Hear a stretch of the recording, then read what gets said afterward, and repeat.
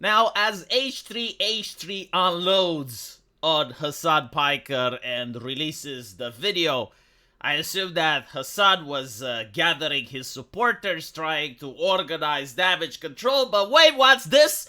Anna Kasparian coming in from the rafters with the steel chair. Ladies and gentlemen, absolutely spectacular. She is airing the dirty laundry from behind the scenes, showing to the public what Hasan Piker really thinks. You see, you have like one of the Hasan supporters trying to be the cheeky little shit, using that action, which is incredibly ineffective against Anna. Right, like he tried to do the Redditor thing and be like, oh, well, you've literally complained on air about how much money he makes. He just plays video games. You are jealous, right? So, like, he attributes the emotion of jealousy on why Anna is attacking Hasan, because either than that, Anna would definitely be okay with all of Hasan Piker's takes. In fact, they would be the best of buds. They would even hang out together, go fishing together. But unfortunately, as Mr. Blue 95 has accurately assessed, it's the emotion of jealousy that boils within Anna's heart, which is destroying this friendship. However, Anna needs to come out and clarify the situation by pointing out that she made a joke once about how she would like to play video games and make so much money by sucking the wealth from moronic people, right? Like, the left people, like, have a pool, not all of them, but it is a significant pool of morons, right? And what is natural and healthy is to depart morons from their cash.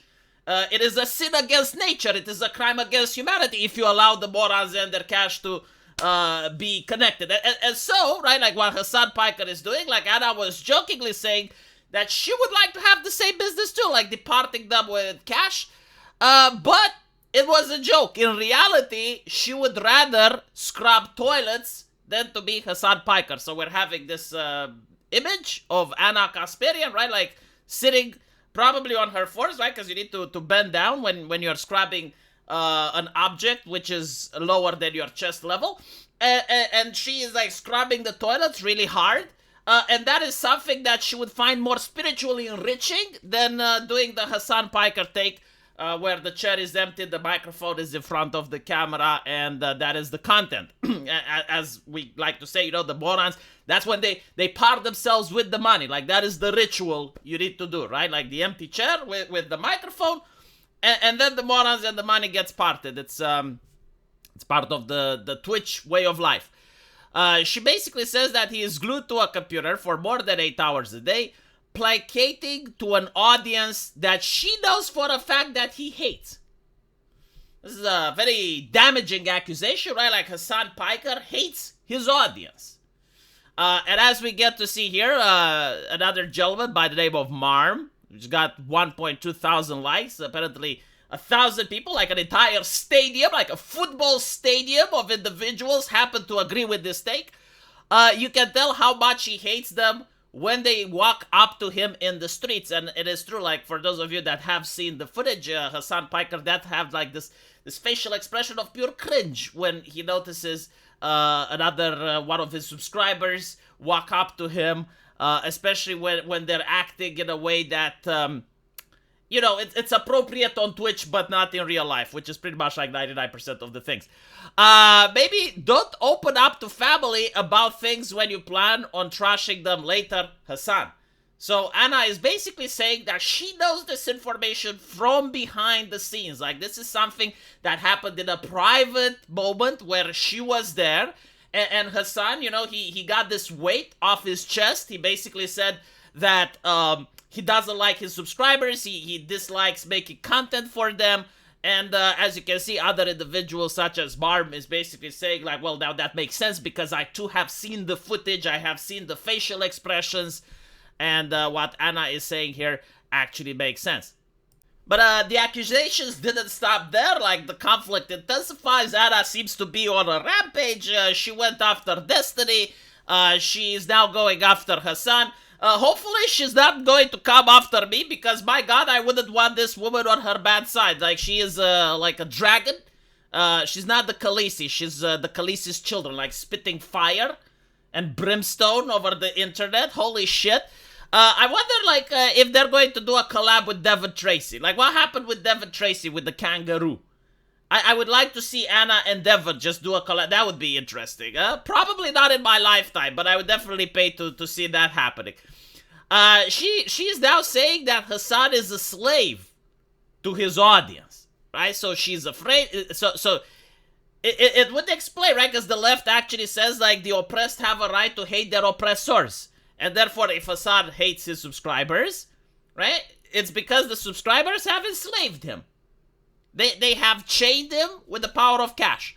So Hasan is a slave to his audience. I've never seen a man more terrified of the people who watch his streams.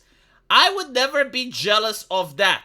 Again, like, the accusation is that Anna, and Hasan would be the best people on earth. Like, they would agree on literally everything, and there's no disagreement between them. But the emotion of jealousy just bubbles in her heart, and this is why she publicly attacks him, according to what this gentleman Bukniak has said, right? Now, a person has conjured Hasan, right? Like, Michael comes out of nowhere, and he does the summoning ritual, attempting to conjure Hasan from the nether by tagging him. Unfortunately, Hasan did not respond, and Anna says, I sure am. You fucking suck, Hasan. You treat family like garbage when they're unbelievably good to you. That's what scum does. So we get to peer into the private life of Hasan Piker through the flashes that Anna is providing us, apparently at the dinner table, right? During Thanksgiving, during Christmas, I assume.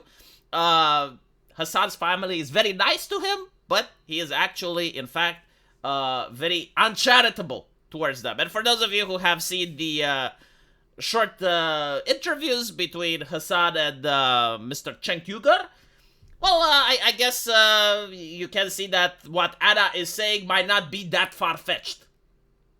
Alright. I think that this may be true due to the ideology that Hasan is espousing. You see, I have seen this happen many times with content creators. It's not just in the political spectrum. But in many other spectrums as well, like gaming, for instance, you have Wings of Redemption. He starts playing Call of Duty, he actually enjoys Call of Duty, and he makes a name for himself, he's getting subscribers, but after a couple of years, he starts hating playing the same game over and over, and he wants to change. But unfortunately, when he changes games, or when he changes the type of content that he does, the subscribers start unsubscribing, right? So you end up being stuck in a profession where you don't do what you like. Now, in the case of Hasan Piker, I definitely can see that. I mean, he starts LARPing as a socialist when you're a young person. That's nice. Talks about eating the rich, but then he ends up having a mansion and with Porsche cars, and therefore being the rich. Of course, you're going to be afraid of the people that you have trained for their formative years to hate rich people, aka yourself. Of course, when he notices that he gets more views and more subscribers when he says extremist shit, that it's one thing to meet the extremist online, it's another thing to meet the extremist in real life. Right? Because there's like the disconnect between the computer screen and the extremists you're creating. I mean, they're someone else's problem, but when they appear in your backyard, it's a little bit more difficult, especially when the ideology is one that is built around fostering hate and canceling people and destroying their lives and shit. You don't want to upset those individuals that, again, you have helped pass them through the formative years. Regarding Hasan Piker, I mean, he is a grifter. Everyone knows this. He has grifted back in the day doing some pickup artist type of things where he considered himself to be the professor. Some of those videos are still on YouTube, right, where he gives advice to men on how to pick up women. Then he started grifting with feminism. Then he started grifting with socialism. Then he started grifting with Islam. The man, knows how to make money on the internet by promoting ideologies that he doesn't believe, and as such, he's going to have a miserable life.